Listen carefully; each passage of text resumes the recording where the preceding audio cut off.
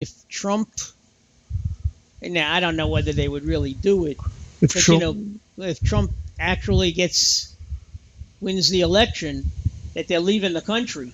yeah, there was some movie stars were saying that. No, Ellen happened to hear a couple of people say it today. Look, take it for what it's worth, a grain of Well, salt. first thing, They said they're no going to matter, Canada. listen, in the last 10 presidents, have any of them really made a difference in your life?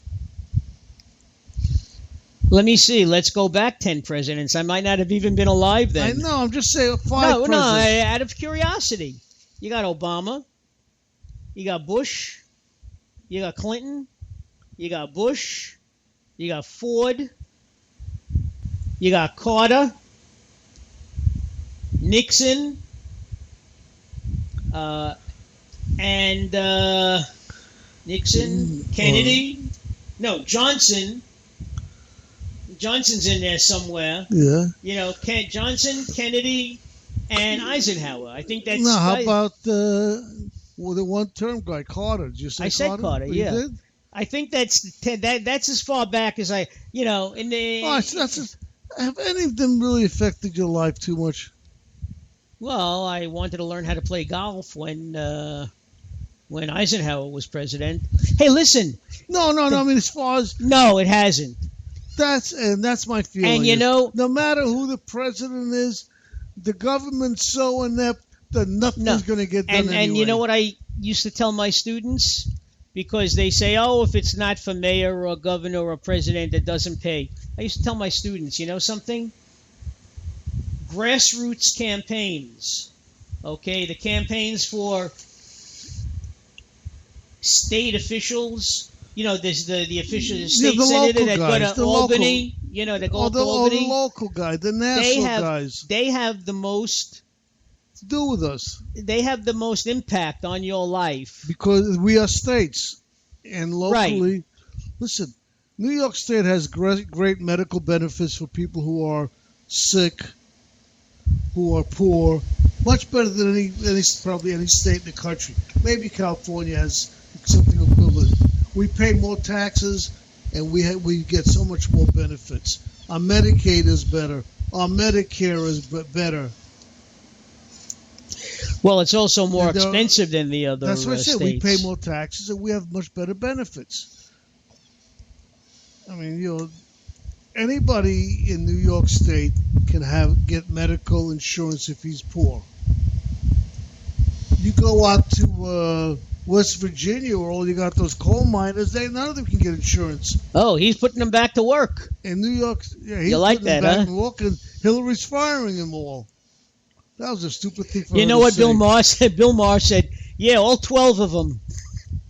He said, coal is so clean. He said, tell me, have you ever seen what a miner looks like when he comes up from the shaft? You know. No, but the problem is, they can't get insurance. All those guys, they have to get handout medical insurance. No, because they are risks. Huh? They are medical risks. Black lung. That doesn't affect what Trump took away risks. There's no such thing as risks. Well, I mean, now if they you have just an existing, can't afford it. But if you have an existing condition, there's no existing conditions. That was wiped out. Right, I'm saying that was with Obamacare. One of the good things about Obamacare. It wasn't Obamacare that did it. That plus the $2 million limit. There used to be a $2 million limit on what the insurance would pay for you, which was fine, except that if you are a middle-class working person and you don't qualify for Medicaid, okay, and a member of your family develops leukemia or cancer or some deadly disease, the insurance companies only used to pay up to $2 million. After that, you were on your own. Some did, some didn't. It's all the same. But what I'm saying is, that's some laws that he passed. They work with or without Obamacare. But it doesn't help But if you were a coal mine, if you earned the same money as a coal miner in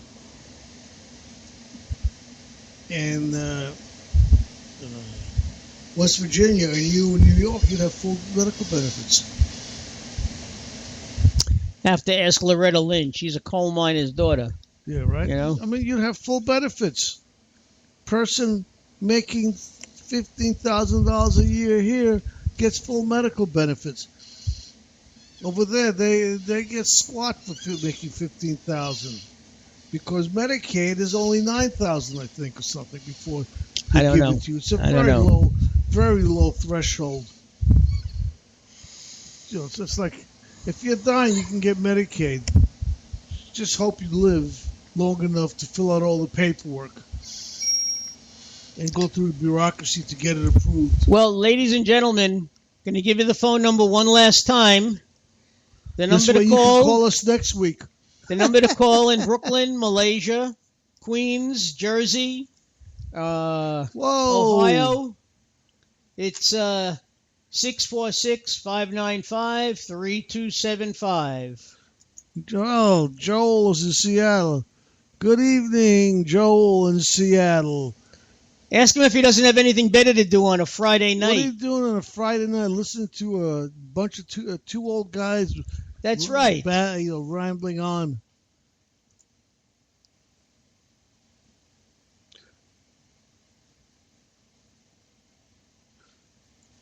Well, tell Joel he has to email me. He can hear you. Okay, Joel, you got to email me your address. Obviously not now. At home. Your address is like Robin's. I keep misplacing it all the time. I don't know. Do you miss the religious part of the show, Joel? I don't know. I have nothing to talk about, really, about religion. I know. I'm just asking if you misses that part. Next week I got to bring my notes. He may have left already and stopped listening to the show. Yeah, he might have now. just said hello and then that's it. In any event, I have been watching, like I said, this Jewish 101 on the Jewish Broadcasting System, and I have learned an awful lot about Judaism that I didn't know. And I'd like to bring it in next week. Maybe after we talk about the Democratic Convention. Compare it to the Republican convention. Maybe we'll have a little time if nobody calls up to discuss religion. I can read you some of my notes. Yeah, I don't know where he is. I don't know. You out there, Joel? He's probably typing it in from Starbucks. That's his favorite coffee place. Yeah, that's his favorite place, huh? His and my son's. Jonathan loves Starbucks.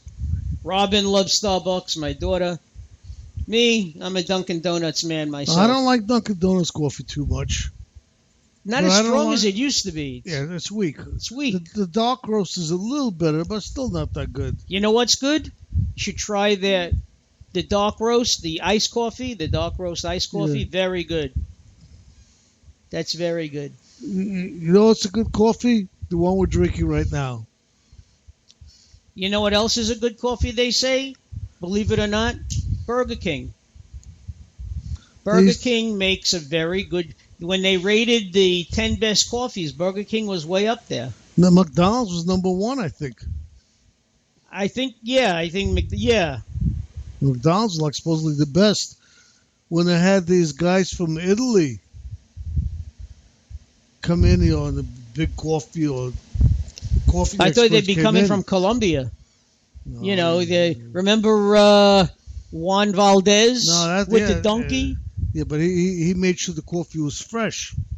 These guys make sure the coffee tastes good. Well, let me tell you, there's nothing like opening up a vacuum-sealed, fresh pound of coffee. Either that or what's even better is grinding a cup of coffee. Well, if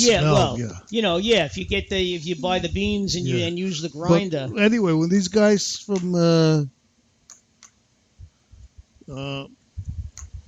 Italy came in, they tasted Dunkin' Donuts. They said it tastes like dust, really bad. I know it didn't get a very good rating. Starbucks got a terrible rating, but McDonald's they liked. They thought that was pretty good coffee. I wonder if they had breakfast with it or they had a burger, Yeah. Did you have a croissant? I wonder if they had. No, that's Italian. No, Dunkin' Donuts has croissants. No, but that's French. Croissants are French. I was thinking something Italian. What's Italian? Croissants is French. Yeah, you're right. Yeah, no, I'm looking for something Italian. Cannoli? Yeah, that's it. Maybe got a cannoli with it. Anyway, I want to hear from somebody. Otherwise, me and Mark we've been on an hour and 20 minutes already. We're going to go off to an hour and 36 minutes, and we got an hour and 25. We are probably going to say goodnight. An hour and 25 minutes already. That's it. Yeah. But I promise you next week I'm going to have my... I'm just trying to think if there's anything else we missed. Religious stuff. Talking about hands up, don't shoot. There's another hands up, don't shoot now lately. This gentleman lying on the floor with his hands up. I didn't see that. When was that? He was lying on the floor with his hands up, and he gets shot in the leg. Yeah, you know why? Because they said, we told you to put your hands behind you. Don't put your hands up. And they asked the cop why he shot him. Yeah. He asked the cop, actually. Yeah, and what did he say? I don't know. Well, let me tell you, it's really frightening. Something really has to be done. I mean, the majority of the police are very good, and they do their job. This gentleman was a therapist helping out a autistic gentleman that escaped from his or left his group home. And he sat in the middle of the street with a toy truck. And then the therapist was there talking to him. So when the cops came, he laid down, put his hands up, and he said, I'm a therapist. The gentleman standing next to me is a patient. I'm trying to get him to go back to their home. And so they shot him. And then they shot him, cuffed him. And then the guy says, why'd you shoot me? He goes, I don't know. And it's sad. But this guy, thank God, it was only hurt. It was only shot in the leg. It was not serious. Hey, listen. Yeah, but you shoot somebody in the leg, it could have been in the femur, and the femur goes all the way up to the heart. That's the longest artery in the body. All I'm saying, he was shot. They interviewed him in the hospital. He was fine. He was joking around. And he goes, even in the hospital, he goes, I asked the cop, why'd you shoot me? The cop says, I don't know. But there's only one shot, which normally means it was probably not very intentional, because usually when a cop shoots, it's like rapid fire. I did hear somebody from the media. There was a press conference with one of the chiefs of police, and the reporter said, "Why don't you shoot, the gun out of the hand or shoot a leg or something?" And the chief's answer, "We're not that good at shots." No. Well, the chief's answer, because they asked Bratton the same question, was exactly what Joshua learned in the academy. They tell you to take out the shooter, okay? And they aim for the biggest part on the person, which is the body, which is from the neck to the... exactly, because it's easy to hit. It's a bigger target. Yeah, of course. Because I asked Josh that a long time ago, and he said, that's what you're told. Yeah, because he's trying to shoot the gun out of... That's in Western movies. You can't shoot a gun out of somebody's hand. Especially while you're rolling over, you know. Shoot him only in Hollywood. Or shoot him between the eyes. Yeah, well, we know that. But anyway, talking about between the eyes, folks, I'm looking at the hands of the clock, and this is Dr. Mark saying good night. And good night, Mrs. Calabash, wherever you are. Who used to say that? One more thing I want to say. You remember? Who used to say that? I know. This is No, you got to answer it. What?